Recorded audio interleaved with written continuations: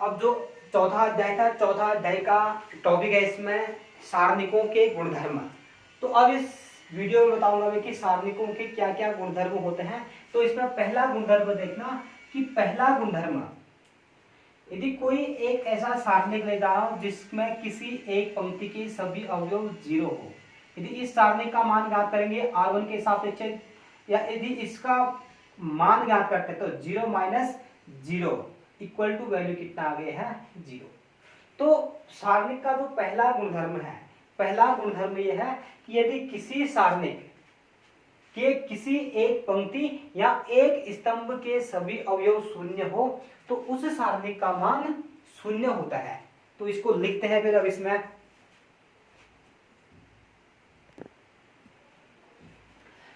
अब यह इसका दूसरा गुणधर्म है। पहला गुणधर्म की बात की, अब इसका जो दूसरा गुणधर्म है, इसका दूसरा गुणधर्म है यदि किसी सारणिक, यदि कोई एक सारणिक दे रखा है 1 2 3 4, यदि किसी सारणिक की पंक्ति और स्तंभ को चेंज किया जाता है तो उस सारणिक के मान में कोई भी परिवर्तन नहीं होता है। अर्थात चाहे इतना कहें या इसमें पहले पंक्ति को मैं पहला स्तंभ बना दूं 1 2, दूसरे पंक्ति को दूसरा स्तंभ 3 4, तो दोनों सारणिकों का मान आपस में बराबर होता है। मान ज्ञात करके देखते हैं इसमें से इस सारणिक का मान कितना देगा 4 माइनस कितना देगा 3 इंटू 2 6 इक्वल टू -2। इस सारणी का मान ज्ञात करते हैं कितना देगा 4 माइनस इन दोनों का मल्टीप्लाई किया तो कितना आ गया 6 इक्वल टू -2। तो जो सारणिक की दूसरी प्रॉपर्टी है ये हो गया है यदि किसी सारणिक की दो पंक्ति, किसी सारणिक की पंक्ति और स्तंभ को यदि परस्पर परिवर्तित करते हैं तो उस सारणिक का मान में कोई भी परिवर्तन नहीं होता है। अब इस प्रॉपर्टी को भी लिखते हैं।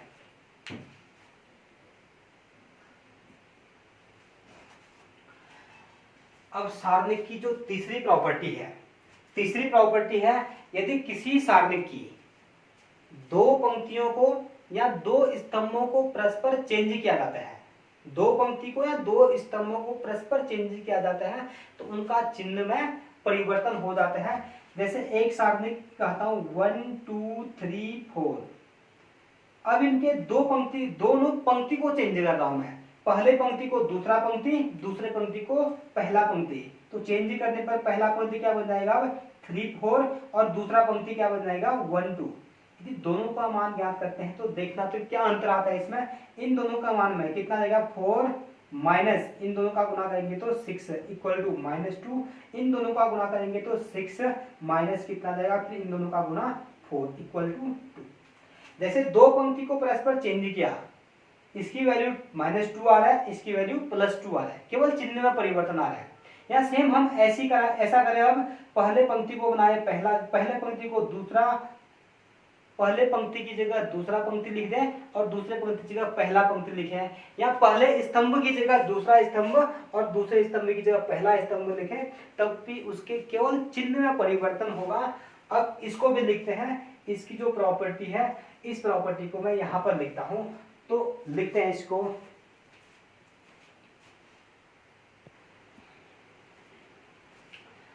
अब देखना सारणिक की चौथा प्रॉपर्टी।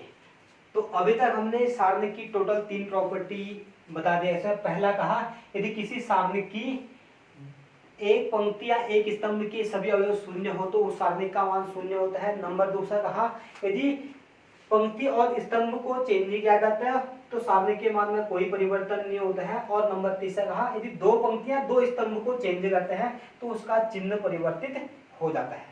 तो आप सबसे पहले इतना लिख लीजिएगा इसको या स्क्रीनशॉट लीजिए इसको। अब देखना, अब मैं इसको मिटा रहा हूं, अब फिर इसके बाद लिखाता हूं मैं चौथी प्रॉपर्टी। तो आप इसका स्क्रीनशॉट ले लिया होगा आप लोगों ने।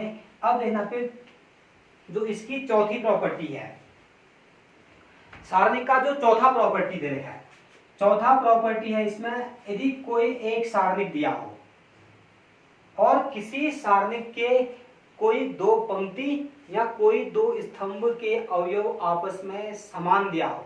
जैसे कोई एक सारणिक लेता हूं मैं इसमें से 1 2 3, यदि किसी दो पंक्ति के अवयव समान, जैसे दे रखा हो 2 4 6, यहां पर भी 2 4 6, यदि इस सारणिक का मान ज्ञात करेंगे तो देखना फिर R1 के सापेक्ष प्रसार करेंगे 1 इंटू कितना आ जाएगा, इससे होकर के जाने वाली जो रो और कॉलम है इसको बंद करते हैं तो कितना आ जाएगा, क्षेत्र को 24 माइनस 24,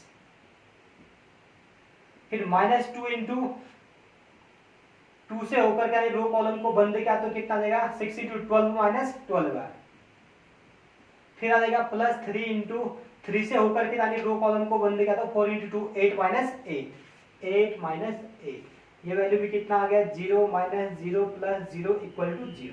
तो इसका जो इसका जो चौथी प्रॉपर्टी है, चौथा प्रॉपर्टी है, यदि किसी सारणिक के दो पंक्ति या दो स्तंभ के अवयव आपस में बराबर हो तो उस सारणिक का मान हमेशा हो जाता है 0।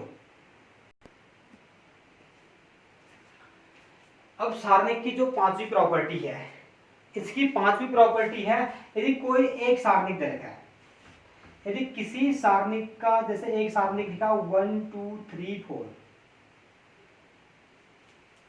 इसकी वैल्यू याद करेंगे तो कितना आ जाएगा, इसकी वैल्यू तो आ जाएगा 4 माइनस 6 इक्वल टू माइनस 2। अब यदि किसी सारणिक के किसी एक पंक्ति या एक स्तंभ के अवयवों को किसी कांस्टेंट से गुणा करते हैं, यदि माना अभी मैं कांस्टेंट 5 से गुणा कर रहा हूं पहले वाले को, जैसे कांस्टेंट कोई 5 से गुणा कर रहा हूं तो 5 इंटू 1 5, 5 इंटू 2 10, इधर आ जाएगा 3 4। केवल एक पंक्ति को हमने पहले पंक्ति को 5 से गुणा कर रखे हैं तो देखना फिर इसका मान कितना आ जाता है, यहां से आ जाएगा 5 इंटू 4 20 माइनस कितना जाएगा 30 इक्वल टू इसकी वैल्यू माइनस 10। अभी 5 से पहले इस सारणी का मान कितना था -2, जैसे केवल एक पंक्ति को 5 से गुणा किया तो इसका 5 गुना हो गया है, -2 था अब इसका 5 गुना कितना हो गया है -10। तो इसका जो अगला प्रॉपर्टी है वो प्रॉपर्टी है यदि किसी सारणिक के किसी एक पंक्ति या किसी एक स्तंभ को किसी कांस्टेंट से यदि हम गुणा करते हैं तो उस सारणिक का मान भी उसी गुना के बराबर हो जाता है। इसे कांस्टेंट के से गुणा करेंगे तो जो नया सारणिक होगा इसका मान भी के गुना हो जाता है।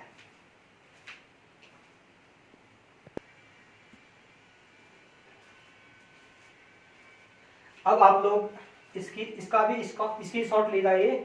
अब मैं इसको मिटा रहा हूं।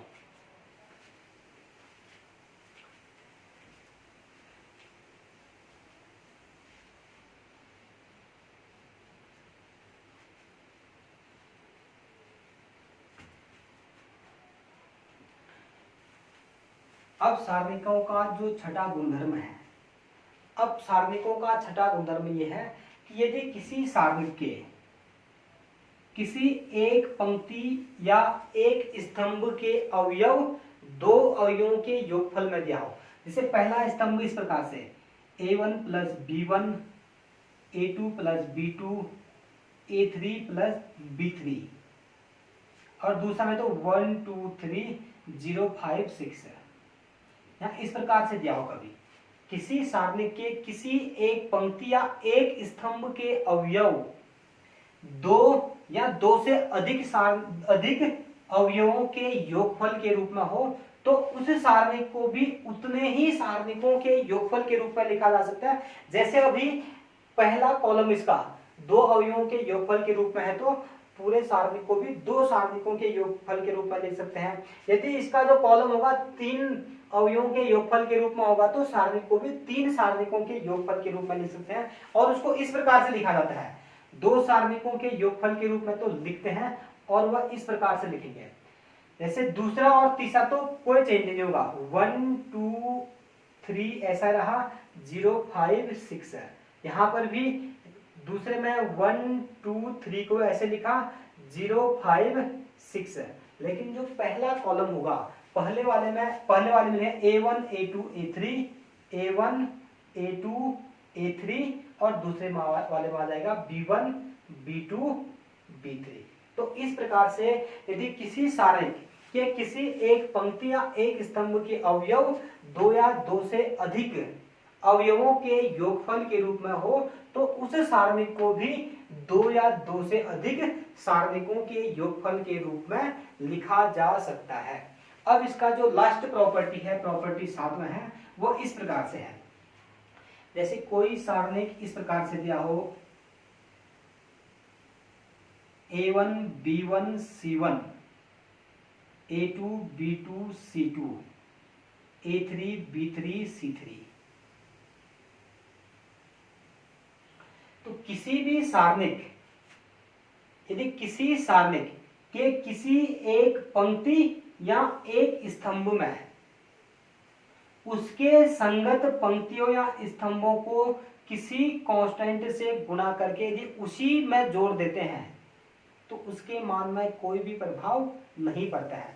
जैसे इस प्रकार से कह सकते हैं, इसमें से जो C1 अभी मैं कह रहा हूं, जो पहला कॉलम है A1 A2 A3, इस वाले में इसके संगत किसी भी कॉलम में किसी कांस्टेंट से गुणा करके इसमें जोड़ सकते हैं, या तो दूसरे कॉलम को मैं किसी कांस्टेंट लैम्डा से गुणा करके जोड़ सकता हूं, या तीसरे जो हमारे पास कॉलम दे रखा है इसमें किसी कांस्टेंट लैम्डा से गुणा करके जोड़ सकते हैं। अभी फिलहाल मैं दूसरे वाले में कह रहा हूं, तो कह सकते हैं A1 plus lambda into B1, A2 plus lambda into B2, A3 plus lambda into B3, ऐसा कर सकते हैं। और C2 और C3 में कोई चेंज नहीं, इसको ऐसे रखा, C2 की जगह लिख दिया B1 B2 B3, और इसमें आ गया C1 C2 C3। यदि हम किसी सारणिक के किसी एक पंक्ति में, उसके पंक्ति भी हो सकते हैं या स्तंभ में, उनके संगत पंक्ति या स्तंभ के अवयवों को अचर से गुणा करके यदि उसी में जोड़ते हैं तो उन सारणिकों के मान में कोई भी परिवर्तन नहीं आता है, अर्थात दोनों सारणिकों का मान आपस में रहता है, हर हमेशा बराबर रहता है। तो अब जो अभी तक इसमें से टोटल इनकी 7 प्रॉपर्टी बता रखा है, तो इन 7 के 7 प्रॉपर्टियों की सहायता से अब हम कुछ प्रश्नों को बनाएंगे अगले वीडियो में।